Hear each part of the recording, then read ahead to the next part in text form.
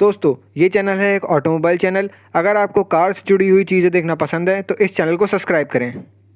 इस वीडियो में हम बात करेंगे वर्ल्ड की 10 ऐसी कंपनियों की जो इस समय टॉप मोस्ट वैल्यूएबल कंपनीज़ हैं ऑटोमोबाइल इंडस्ट्री में। तो हम लोग 10वीं पोजीशन से पहली पोजीशन तक जाएंगे और देखेंगे कि वर्ल्ड की टॉप मोस्ट वैल्यूएबल कंपनी या कीमती कंपनी कौन सी है ऑटोमोबाइल सेक्टर की। वीडियो पूरा देखिएगा, मैं गारंटी देता हूँ आपको ज़रूर कुछ सीखने को मिलेगा। इंजन स्टार्ट करते हैं।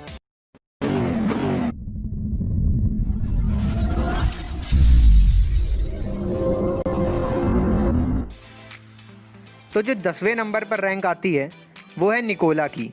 निकोला एक अमेरिकन ब्रांड है ऑटोमोबाइल का। इस कंपनी की इस समय नेट वैल्यू $25 बिलियन की है। अगर रुपए में बात करी जाए तो इस समय इस कंपनी की वैल्यू 1,90,000 करोड़ है। आप सब सोच रहे होंगे कि इतना ज़्यादा इन्होंने एम्पायर कैसे खड़ा कर लिया। इन्होंने ज़रूर ज़्यादा टाइम लिया होगा, लेकिन इस समय आप गलत हैं। ये कंपनी स्टेबलाइज हुई थी 2014 में और इसको अभी तक सिर्फ 6 साल हुए हैं। 6 साल में इतना ज़्यादा प्रोग्रेस किसी भी कंपनी के लिए बहुत अच्छा होता है और अच्छे इंडिकेशन रहते हैं।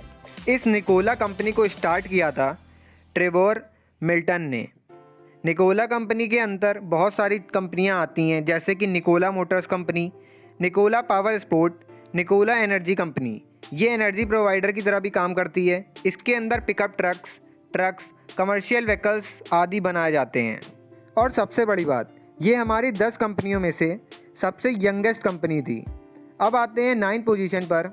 तो 9 पोजीशन को होल्ड किया है फोर्ड ने 26 बिलियन की वैल्यू दिखाते हुए। अगर इंडियन रुपये में बात करें तो इंडियन रुपए के हिसाब से इस कंपनी की वैल्यू आती है कुछ 2 लाख करोड़ के आसपास।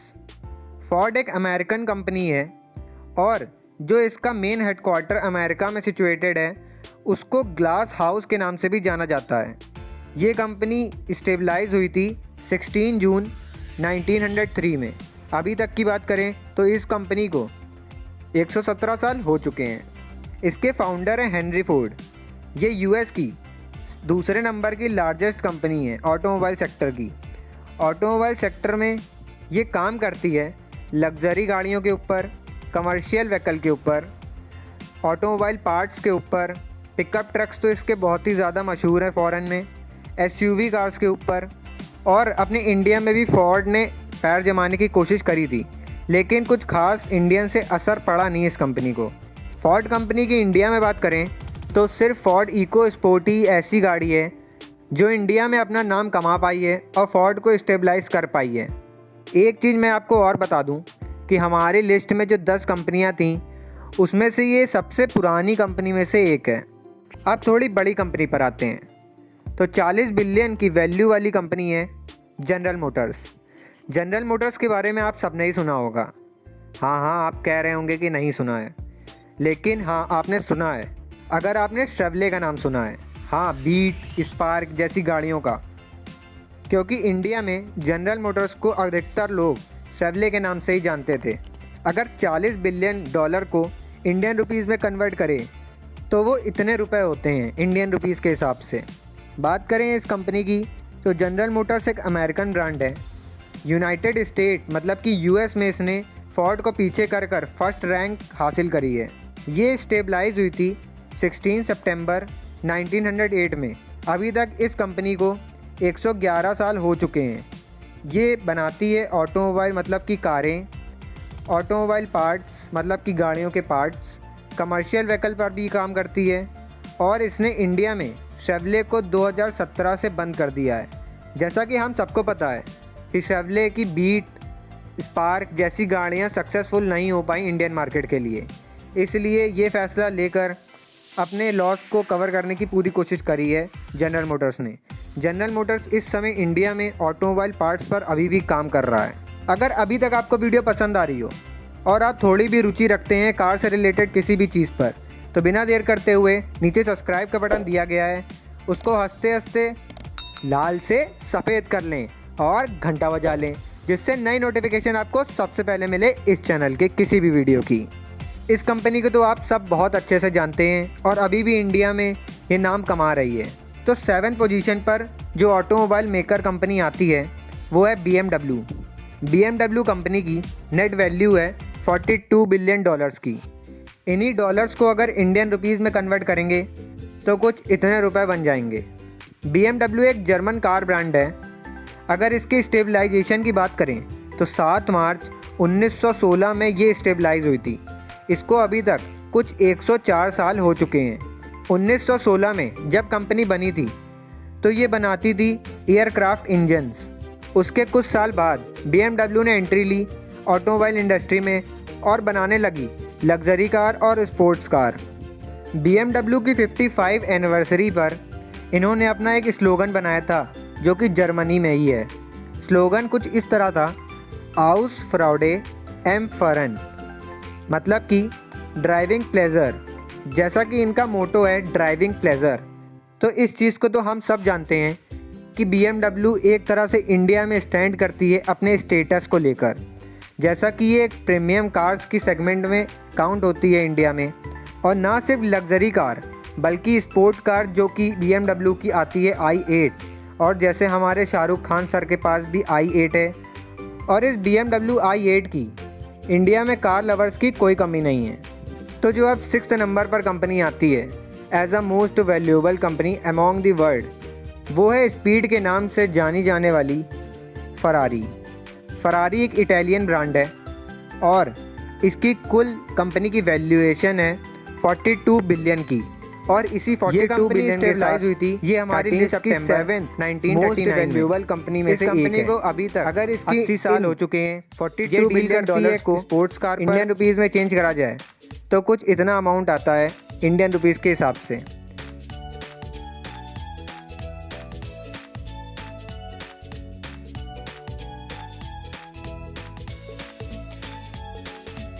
और रेसिंग इंडस्ट्री में भी इसका नाम है।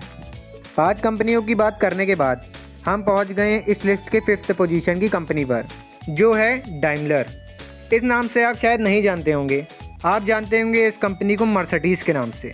मर्सिडीज़ का नाम तो सबने सुना है, और डाइमलर को बहुत सारे लोग मर्सिडीज़ के नाम से भी जानते हैं।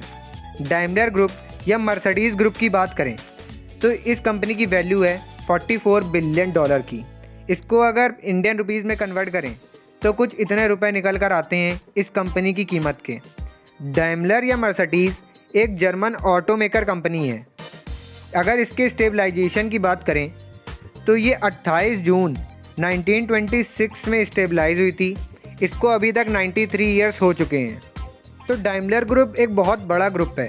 इसके अलग अलग जगह से रेवेन्यू आते हैं, जैसे कि अगर इन्हीं की सब्सिडियरी कंपनीज जोड़ें तो Mercedes Benz, AMG, Bharat Benz, Daimler India जैसी कंपनी निकल कर आती हैं, जहां से इस कंपनी के रेवेन्यू जनरेट होते हैं। ये कंपनी काम करती है स्पोर्ट्स कार की फील्ड में, रेसिंग कार की फील्ड में, और लग्जरी कार्स के फील्ड में भी ये कंपटीशन तगड़ा देती है अपने रिवाइवल को। हमारे काउंटडाउन की 4th मोस्ट वैल्यूएबल कंपनी है होंडा। होंडा कंपनी की वैल्यू की बात करें तो 45 बिलियन डॉलर की इसकी वैल्यू है। इन डॉलर्स को अगर इंडियन रुपीज़ में चेंज करें तो कुछ इतनी वैल्यू निकल कर आती है इस कंपनी की। बात करें इस कंपनी के बारे में तो होंडा एक जापानीज़ कंपनी है। इसका हेडक्वार्टर जापान के टोक्यो में सिचुएटेड है। इस कंपनी की नींव रखी गई थी अक्टूबर 1946 में। अभी तक इस कंपनी को 71 ईयर्स हो चुके हैं। इस कंपनी के रेवेन्यू के सोर्स हैं ऑटोमोबाइल इंडस्ट्री तो है ही, जहां ये कार बनाती है, मोटरसाइकिल भी बनाती है यही कंपनी, और यही कंपनी पावर इक्विपमेंट जैसे कि जनरेटर्स, बैटरियां, इन्वर्टर्स, इस तरह के पावर सोर्सेज भी ये बनाती है। होंडा इंडिया लिमिटेड की बात करें तो इंडिया में इसके प्रोडक्ट्स अच्छा खासा कंपटीशन दे देते हैं अपने रिवाइवल कंपनीज़ को। अगले महीने जुलाई में होंडा इंडिया अपनी लॉन्च करने वाली है 5th जनरेशन होंडा सिटी को।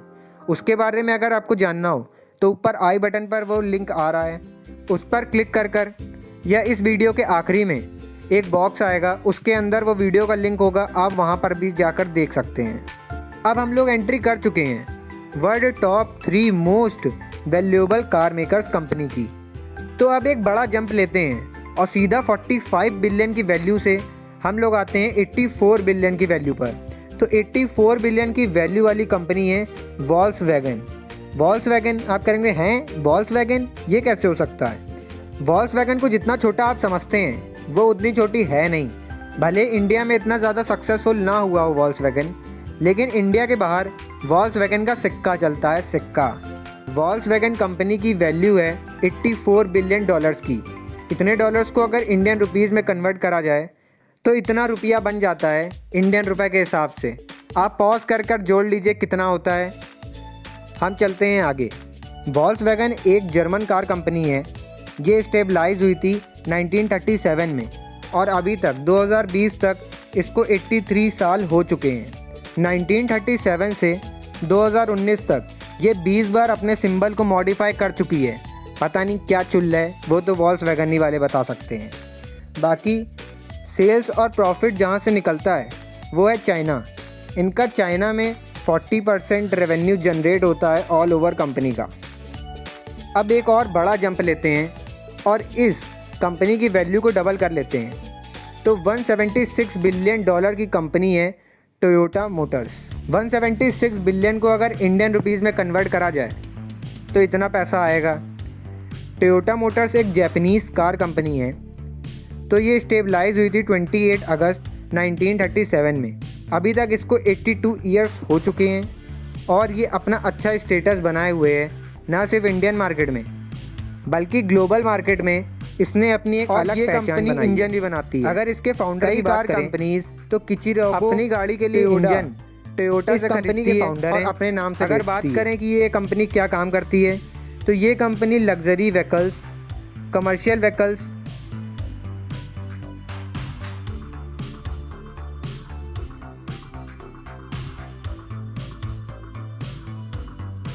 तो फाइनली अब हम पहुंच गए हैं वर्ल्ड की top most valuable company automobile industry की, जिसने इस मुकाम को हासिल करने के लिए ज़्यादा टाइम भी नहीं लगाया। वो है एलन मस्क की टेस्ला। टेस्ला के बारे में आप सब ने ही थोड़ा थोड़ा तो सुना होगा, लेकिन आज पूरी कहानी तो मैं नहीं बता पाऊँगा। अगर उसके लिए वीडियो चाहिए तो कमेंट बॉक्स आपके लिए हमेशा खुला है। आप जिस भी टॉपिक पर चाहते हैं कोई वीडियो, नीचे कमेंट करके बता दें, मैं उस पर ज़रूर वीडियो लेकर आऊँगा। तो टेस्ला कंपनी की वैल्यू है 183 बिलियन डॉलर्स की। 183 बिलियन डॉलर्स को अगर आप कन्वर्ट करेंगे तो इतने सारे ज़ीरो के साथ ये अमाउंट निकल कर आता है। अब आप इसको देख लीजिएगा कि ये कितना अमाउंट है इंडियन रुपीज़ के हिसाब से। इस कंपनी के CEO और फाउंडर एलन मस्क हैं। एलन मस्क के बारे में आप सब जानते ही होंगे। ये वर्ल्ड मोस्ट रिचेस्ट पीपल की लिस्ट में भी रहते हैं। टेस्ला एक इलेक्ट्रिकल कार बनाने वाली एक अमेरिकन ब्रांड है। ये स्पेशलाइज्ड इलेक्ट्रिकल कार्स पर ही काम करती है। इस कंपनी को बने हुए ज़्यादा टाइम नहीं हुआ। ये कंपनी स्टार्ट करी गई थी 1 जुलाई 2003 को और देखते ही देखते 17 साल में world most valuable automaker company बन गई है। अगर टेस्ला के रेवेन्यू सोर्सेज की बात करें तो ये कंपनी सिर्फ इलेक्ट्रिकल कार्स ही बनाया करती है। ये सोलर पैनल्स पर भी डील करती है और इलेक्ट्रिकल बैटरीज पर भी डील करती है।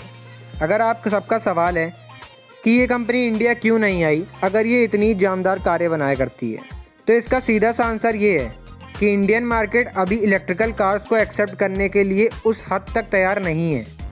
कई कार मेकर्स कंपनी इंडिया की काम कर रही हैं अपनी इलेक्ट्रिकल कार्स को प्रमोट करने की, और ये सिर्फ तभी हो सकता है जब इंडिया में जगह जगह पर फास्ट चार्जिंग पंप्स जैसी सुविधाएं बन जाएं, और उस समय टेस्ला इंडिया में भी अपनी एंट्री ले चुका होगा।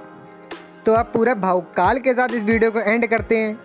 वीडियो पसंद आई हो, ये ज़रा भी इन्फॉर्मेटिव लगी हो तो बिना सोचे सब्सक्राइब बटन को हिट कर दीजिएगा और लाल से सफ़ेद कर दीजिएगा, जिससे मेरा भी मोटिवेशन बना रहे और आप तक नॉलेजेबल कंटेंट पहुंचता रहे। और अगर किसी भी टॉपिक पर कोई भी वीडियो चाहिए तो कमेंट बॉक्स आपके लिए हमेशा खुला है।